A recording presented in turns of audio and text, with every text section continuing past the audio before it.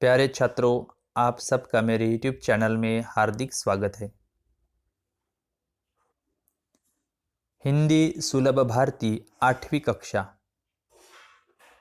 दूसरी इकाई का पहला पाठ है धरती का आंगन महके। यह एक कविता है और इस कविता को लिखा है डॉक्टर प्रकाश दीक्षित जी ने। अब हम कवि का परिचय देखेंगे। उनका जन्म हुआ है 1929 इटावा उत्तर प्रदेश में और उनकी मृत्यु हुई है 2012 में। अब उनका परिचय समझो। आजीवन अध्यापक रहे यानी टीचर रहे हैं वो। डॉक्टर दीक्षित जी अर्चना, मणिप्रभा, ज्ञानार्जन आदि पत्रिकाओं के संपादक रहे हैं। अमर उजाला समाचार पत्र में पत्रकारिता भी की। आपकी रचनाएं विविध पत्र पत्रिकाओं की शोभा बढ़ाती रही। उनकी प्रमुख कृतियां है, इसका मतलब है उन्होंने यह ग्रंथ लिखे हैं। अर्चनांजलि, मंगलपथ, दोहावली, राष्ट्रीय स्वर, ये कविता संग्रह है उनका आदि। अब कविता के बारे में थोड़ा सा मालूम करते हैं। पद्य संबंधी यानी कविता संबंधी प्रस्तुत नई कविता में कविवर डॉक्टर दीक्षित जी ने कर्म, ज्ञान एवं विज्ञान की महत्ता स्थापित की है। यानी महत्ता स्थापित की है यानी उन्होंने इस कविता में बताया है कि कर्म, ज्ञान और विज्ञान इन तीनों का महत्व है। आपका कहना है कि हम ज्ञान विज्ञान के बल पर भले ही आसमान को नाप ले, परंतु विनाशक शस्त्रास्त्र से मानवता को बचाना भी आवश्यक है। यह तभी संभव होगा जब समाज में सदाचार, स्नेह बढ़ेगा। तो विज्ञान कैसा शाप और वरदान भी बन सकता है, इसके बारे में भी कवि ने इस कविता में बताया है। और विज्ञान के कारण जो शस्त्रास्त्र निर्माण हुए हैं और मानवता को जो हानि होने की संभावना है उसको तभी कम किया जा सकता है जब समाज में हम सब मिलजुल कर रहे, आपस में स्नेह से रहे और सदाचार बढ़ेगा, तभी मानवता बढ़ेगी। प्यारे बच्चों, अब हम कविता का अर्थ समझते हैं। ठीक है, तो शुरू करते हैं। धरती का आंगन महके कर्म ज्ञान विज्ञान से, ऐसी सरिता करो प्रवाहित खिले खेत सब धान से। धरती यानी जमीन, आंगन आप सब जानते हैं, और कर्म ज्ञान यानी कर्म और विज्ञान, विज्ञान यानी साइंस। तो कवि इस पंक्ति में कहते हैं कि ये जो धरती माता है, इस धरती माता को अगर हमें सजाना है, धरती माता की तरक्की करनी है, तो क्या करना है? कर्म करना है और विज्ञान में आगे जाना है। ऐसी सरिता करो प्रवाहित खिले खेत सब धान से। यहाँ देखो, सरिता का मतलब होता है नदी।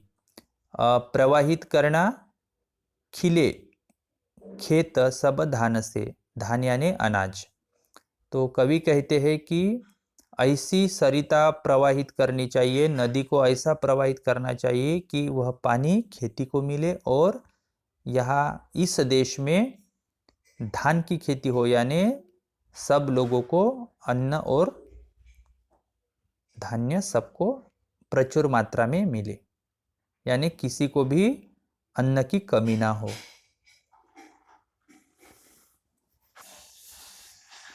प्रस्तुत कविता कवि डॉक्टर प्रकाश दीक्षित द्वारा लिखित है। प्रस्तुत पंक्तियों में कवि ने कर्म, ज्ञान और विज्ञान से जीवन को प्रगतिशील बनाने का संदेश दिया है। कवि कहते हैं कि हमें कर्मठ एवं कर्तव्य परायण होकर इस धरती को ज्ञान विज्ञान से महकाना है। ज्ञान विज्ञान से ओतप्रोत ऐसी सरिता प्रवाहित हो जिससे चहु और प्रगति, उत्साह और उमंग की फसल लहलाने लगे। साथ ही ज्ञान विज्ञान के विकास से प्रकृति एवं पर्यावरण का संतुलन भी बना रहे। तो यहाँ पे बच्चों देखो, ऐसी सरिता करो प्रवाहित, इसका मतलब है क्या है? सरिता किसकी प्रवाहित होनी चाहिए? प्रगति की, उत्साह की, उमंग की।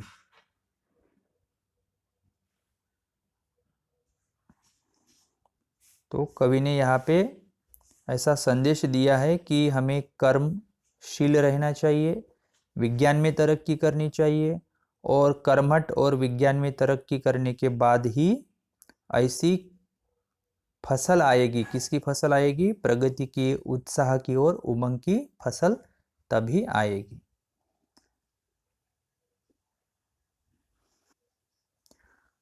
अब अगला कविता की अगली पंक्तियां देखते हैं। अभिलाषाए नित मुस्काए आशाओं की छाह में, पैरों की गति बंधी हुई हो विश्वासों की राह में। यहाँ पे देखो, अभिलाषा इस शब्द का मतलब होता है इच्छा, मुस्काना, आशा यानी होप, पैरों की गति बंधी हुई हो विश्वासों की राह में। इस पंक्ति का अर्थ देखते हैं।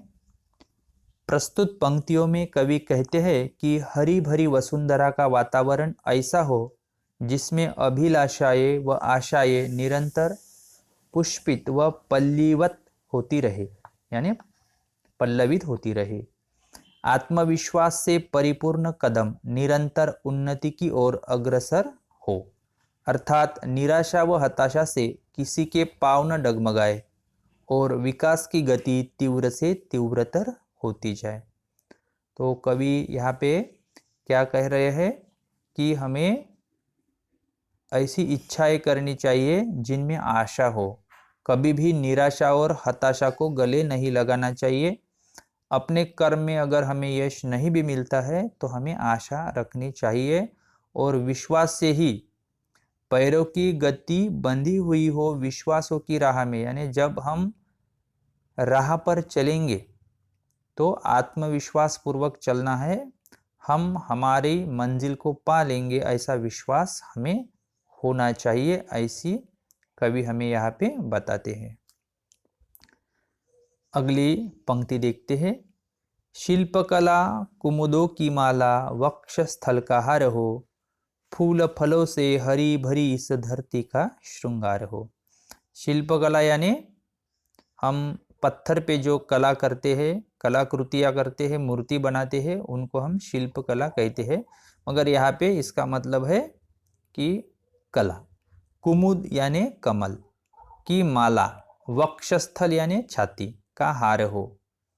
तो कवि को यहाँ पे कहना है कि हमारे देश में लोगों के अंदर कला की उन्नति होनी चाहिए, कला का विकास होना चाहिए। फूल फलों से हरी भरी इस धरती का श्रृंगार हो, और यह धरती पेड़ पौधों से हरी भरी होनी चाहिए, यही धरती का श्रृंगार है। प्रस्तुत पंक्तियों में कवि ने प्रकृति और पर्यावरण के संतुलन को बनाए रखने का संदेश दिया है। वैज्ञानिक उन्नति के अहंकार और प्रगति की होड़ में हमने पर्यावरण को नष्ट कर दिया है। वायु प्रदूषण, ध्वनि प्रदूषण, जल प्रदूषण और वैचारिक प्रदूषण अपने चरम पर पहुंच गया है। शिल्पकला एवं कुमुदों के माध्यम से कवि कहते हैं कि सांस्कृतिक कलाओं का विस्तार होना चाहिए, साथ ही धरती पर पेड़ों और वनों का प्रसार होना चाहिए, जिससे हरी भरी धरती स्वच्छंद वातावरण से परिपूर्ण हो एवं मानवता का विकास हो। तो कवि को यहाँ कहना है कि जो सांस्कृतिक कलाएं होती है वह मानव जीवन को जीवंत बनाती है और मानव जीवन में चेतना का प्रसार करती है। इसलिए सांस्कृतिक कलाओं का विस्तार होना चाहिए और साथ ही साथ इस धरती पर पेड़ और वनों का भी प्रसार होना चाहिए, यानी हमें पेड़ लगाने चाहिए, तभी धरती हरी भरी होगी और मानवता का विकास होगा। अगली पंक्ति देखते हैं। चंद्रलोक या मंगल ग्रह पर चढ़े किसी भी यान से, किंतु न हो संबंध विनाशक अस्त्रों का इंसान से।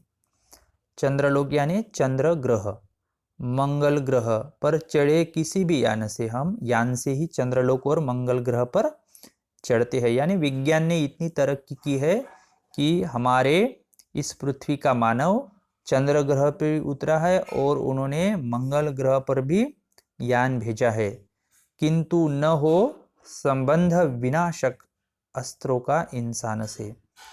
और इस विज्ञान के कारण ही हमने बॉम्ब भी बनाए हैं, और यह विनाशक अस्त्र और जो शस्त्र है ये इंसानियत को ख़त्म कर सकते हैं और इंसान के जीवन को हानि पहुंचा सकते हैं। इसलिए कवि कहते हैं हमें निश्चित ही प्रगतिशील होना चाहिए, चाहे हम चांद और मंगल ग्रह पर जाए। अर्थात वैज्ञानिक प्रगति अपने चरम सीमा पर होकर भी हमें मानवता के विकास में योगदान देना चाहिए। विज्ञान का उपयोग विध्वंस के लिए नहीं अपितु रचनात्मक विकास के लिए होना चाहिए। इस तरह कवि अणु परमाणु बम आदि के निर्माण पर रोक लगाने का संदेश देते हैं। तो कवि कहते हैं कि विज्ञान के कारण हमारा जीवन सुखकर तो हुआ है, जीवन में खुशियाँ आई है, मगर इसी विज्ञान के कारण कुछ विनाशक अस्त्र निर्माण हुए हैं और उन विनाशक अस्त्रों के कारण मानव जाति को हानि होने की आशंका है। इसलिए वह कहते हैं कि ये जो अणु परमाणु बम बनाने की होड़ देशों देशों में लगी है वह रुक जानी चाहिए। अगली पंक्तियां देखते हैं। सास सास जीवन पट बुनकर प्राणों का तन ढाकती, सदाचार की शुभ्र शलाका मन सुंदरता आकती। सास सास जीवन पट बुनकर प्राणों का तन ढाकती। सास सास हमारा श्वास है, जीवन पट यानी जीवन का कपड़ा यानी हमारा जीवन, और प्राणों का तन, तन यानी शरीर, ढाकती यानी ढाकना, सदाचार यानी अच्छा आचरण, शुभ्र यानी सफेद, शलाका मन सुंदरता आकती। शलाका का मतलब होता है सुई दाभन, जैसे हम मराठी में भी उसको सुई कहते हैं, और सिलाने का जो छोटा सा यंत्र होता है वह। तो कवि क्या कहते हैं, हमारा यह शरीर श्वासोश्वास की कोमल डोरी से बंधा हुआ है। श्वास ही हमारे प्राणों का तन ढककर रखे हुए है। अर्थात यह जीवन बड़ा ही क्षणभंगुर है, अतः हमें सदैव सदाचार अपनाना चाहिए। इस तरह कवि कहते हैं कि सदाचार की सलाई यानी बुनने की सलाई से ही मन की सुंदरता बुनी जा सकती है। तो कवि इस पंक्ति में यह संदेश हमको दे रहे हैं कि इस जीवन को जो जिसने बुना है वह हमारी सांस है।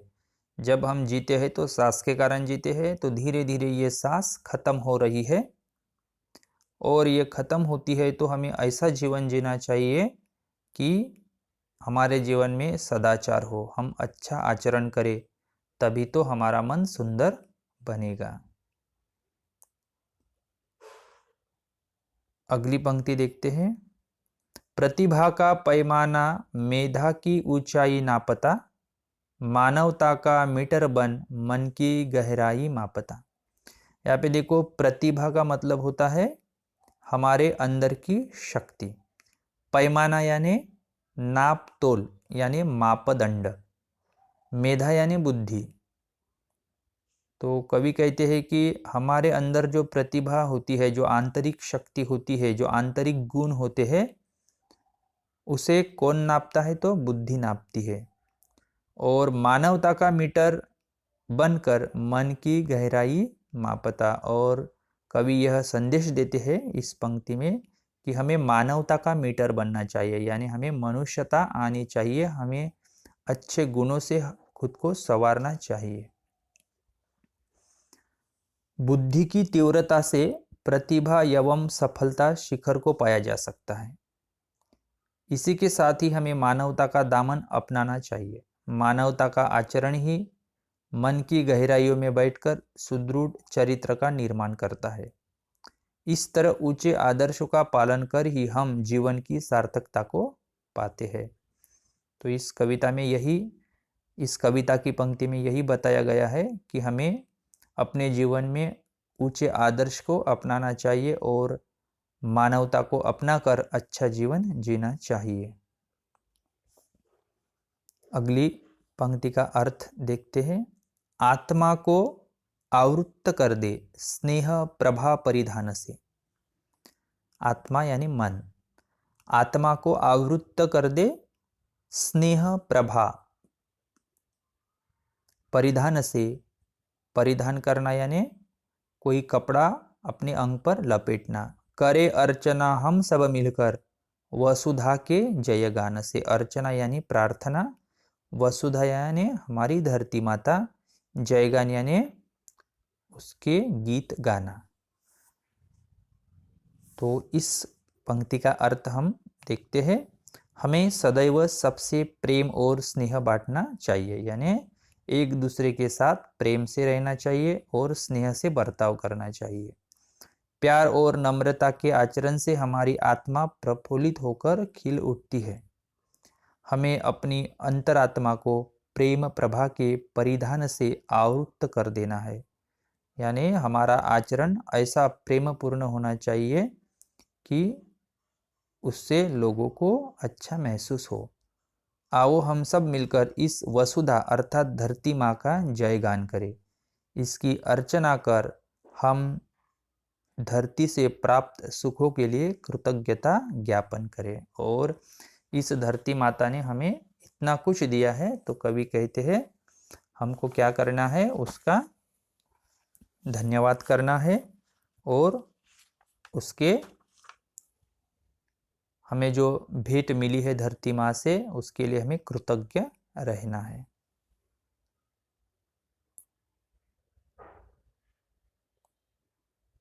प्यारे छात्रों, इस तरह हमने इस कविता का अर्थ देखा है। बहुत ही सुंदर कविता है, कवि ने लिखी है, और एक अच्छा संदेश भी हमको इस कविता से मिलता है कि हम अपनी बुद्धि से और अपने कर्म से इस धरती को खुशहाल बनाए, मेहनत करें और ईमानदारी पूर्वक जीवन जिए और जीवन में अच्छे गुण आजमाकर एक अच्छा नागरिक बने। और आप सब छात्र है और आपकी ये जिम्मेदारी है इस भारत माँ को ऊंचे स्थान पर ले जाने के लिए। आपको भी इस एजुकेशन से, शिक्षा से एक अच्छा आदमी बनना है। तो ऐसी कविताएं आपको अच्छा आदमी बनने के लिए प्रेरित करती है और आपको संकल्प भी लेना चाहिए कि मैं अच्छा आदमी बनूंगा और अपने भारत माँ का गुणगान करूंगा और भारत माँ को एक अच्छी जगह पर लेकर जाऊंगा। तो प्यारे विद्यार्थी मित्रों, आपने इस कविता को सुना और मुझे आशा भी है कि आपको ये वीडियो ज़रूर पसंद आएगा। तो लाइक करो और कमेंट करके बताओ कि आपको वीडियो कैसा लगा। और मेरी आपको विनती है, अगले पार्ट का भी मैं वीडियो बनाने वाला हूँ। तो आपको पढ़ाई में मदद मिलने के लिए आपको क्या करना है, चैनल को सब्सक्राइब करना है। और इसके कारण क्या होगा, आपको पहले ही नोटिफिकेशन मिल जाएगा वीडियो का और आपकी पढ़ाई अच्छे से हो जाएगी। तो फिर से मैं एक बार आपको विनती करता हूँ कि मेरा चैनल सब्सक्राइब ज़रूर करना। आपने इस वीडियो को देखा है, इसके लिए आपका बहुत बहुत धन्यवाद।